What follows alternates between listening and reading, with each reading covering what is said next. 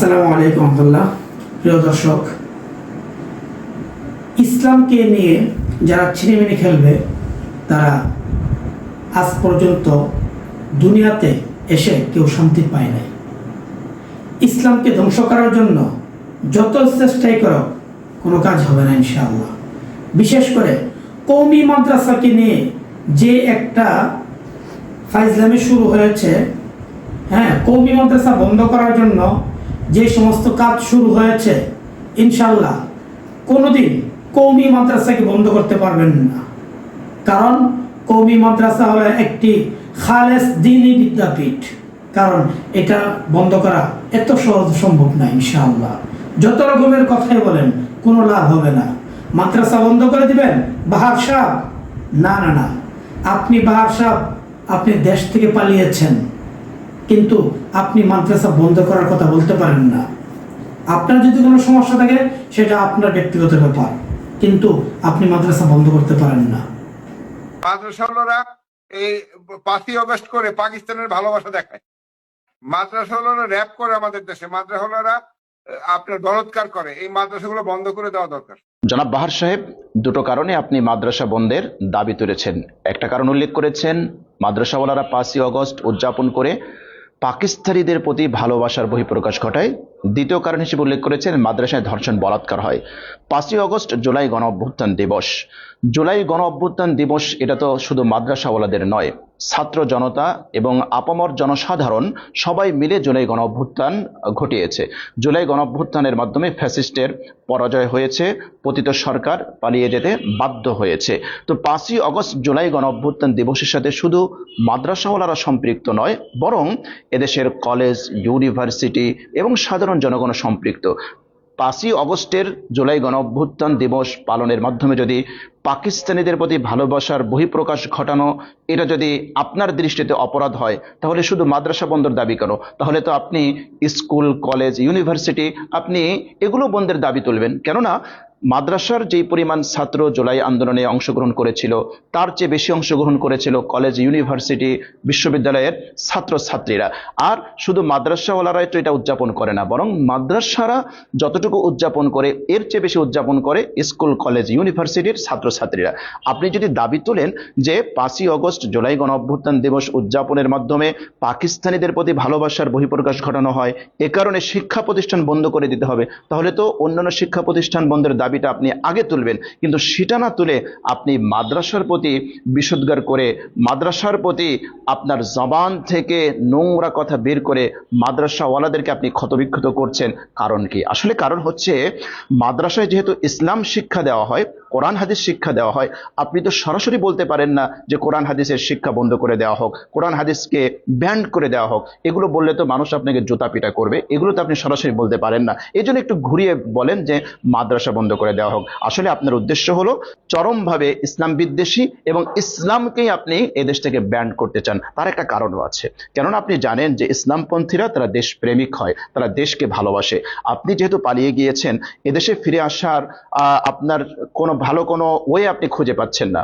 আপনি একটা ওয়ে হয়তো আপনাদের আছে, সেটা হলো যে আপনারা দেশের সাথে গাদ্দারি করে, আপনারা বিদেশি কোনো শক্তির সাথে আতাত করে আপনারা ফিরে আসবেন। তো সেই ক্ষেত্রে সবচেয়ে বড় একটা প্রতিবন্ধকতা এবং বাধা হচ্ছে দেশপ্রেমিক জনগণ, যারা দেশকে ভালোবাসে। আর এটা স্বীকৃত, এটা সবাই জানে যে মাদ্রাসাওয়ালারা বরং ইসলামপন্থীরাই সবচেয়ে বেশি দেশকে ভালোবাসে। এজন্যই আপনি মাদ্রাসা বন্ধের জন্য আপনি উঠে পড়ে লেগেছেন। দ্বিতীয়ত, আপনি বললেন যে মাদ্রাসায় ধর্ষণ হয়, বলাৎকার হয়, এজন্য আপনি মাদ্রাসা বন্ধের দাবি তুললেন। কোনো ব্যক্তির অপরাধে কোনো শিক্ষা প্রতিষ্ঠান বন্ধ করার দাবিটা কি আসলে যুক্তিযুক্ত? আপনাকে যদি প্রশ্ন করি যে ধর্ষণ, বলাৎকার এগুলো তো কলেজে হয়, ইউনিভার্সিটিতে হয়, স্কুলে হয়, কোনো প্রতিষ্ঠানের স্কুল, কলেজ, ইউনিভার্সিটির কোনো ছাত্রছাত্রী বা কোনো শিক্ষক তারা যদি ধর্ষণের সাথে জড়িত থাকে, নারী হ্যারাসমেন্টের সাথে জড়িত থাকে, তারপরে নারী পাচার, নারীর নির্যাতন এগুলোর সাথে জড়িত থাকে, বলাৎকারের সাথে জড়িত থাকে, আপনি তো কখনোই এই দাবি তোলেন না যে স্কুল বন্ধ করে দেওয়া হোক, কলেজ বন্ধ করে দেওয়া হোক, তারপরে ইউনিভার্সিটি বন্ধ করে দেওয়া হোক, বা অন্য কোনো প্রতিষ্ঠান বন্ধ করে দেওয়া হোক। তাহলে মাদ্রাসার সাথে সংশ্লিষ্ট কোনো ছাত্র বা শিক্ষক যদি বিচ্ছিন্নভাবে কোনো অপরাধ করে থাকে, সেই দায় কেন আপনি পুরো একটা শিক্ষা সিস্টেম বা শিক্ষা প্রতিষ্ঠানের উপরে আপনি চাপাবেন? এই ডাবল স্ট্যান্ডার্ড নীতি আপনার কেন? ব্যক্তির অপরাধে যদি প্রতিষ্ঠানকে দায়ী করা হয়, তাহলে আগে স্কুল কলেজ ইউনিভার্সিটি সেগুলো দায়ী করুন। কেন? অপরাধ প্রবণতার হার যদি আপনি দেখেন, তাহলে দেখবেন যে অন্যান্য শিক্ষা প্রতিষ্ঠানগুলোতে যেই পরিমাণ অপরাধ হয়, মাদ্রাসা শিক্ষা ব্যবস্থায় তার 5% অপরাধ হয় না। তাহলে আপনি সেগুলো বাদ দিয়ে মাদ্রাসার পিছনে উঠে পড়ে লেগেছেন কেন? কেন এই নোংরা ষড়যন্ত্রে আপনি লিপ্ত হয়েছেন? আমরা যে কথাটি এখানে স্পষ্ট বলতে চাই, অপরাধ যে করে সে অপরাধী, তার আর কোনো পরিচয় হতে পারে না।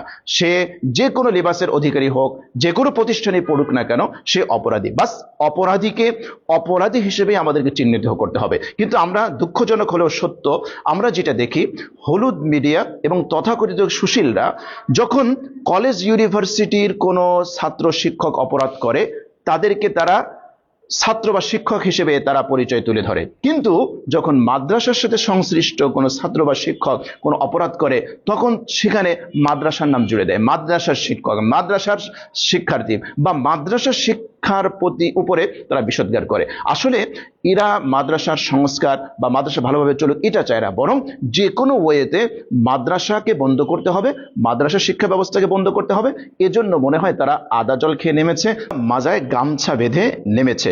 আমরা যদি একটু বাস্তবতাকে যাচাই করি, তাহলে দেখব যে বাংলাদেশের যতগুলো অপরাধ সংঘটিত হয়, হত্যা, ধর্ষণ, নারী নির্যাতন, নারী পাচার, দুর্নীতি, টাকা পাচার, যত ধরনের অপরাধ সংঘটিত হয়, এই অপরাধ যদি সামগ্রিকভাবে আপনি বিচার বিশ্লেষণ করেন, তাহলে দেখবেন যে এই সকল অপরাধের সাথে মাদ্রাসার সাথে সংশ্লিষ্ট যারা, তারা হয়তো 1% এখানে জড়িত আছে, বাকি 99% জড়িত আছে অন্যান্য শিক্ষা প্রতিষ্ঠান বা অন্য যারা আছে তারা। কিন্তু সেই সকল শিক্ষা প্রতিষ্ঠান বা তাদের বিরুদ্ধে কথা না বলে মাদ্রাসার বিরুদ্ধে উঠে পড়ে লেগেছেন কেন?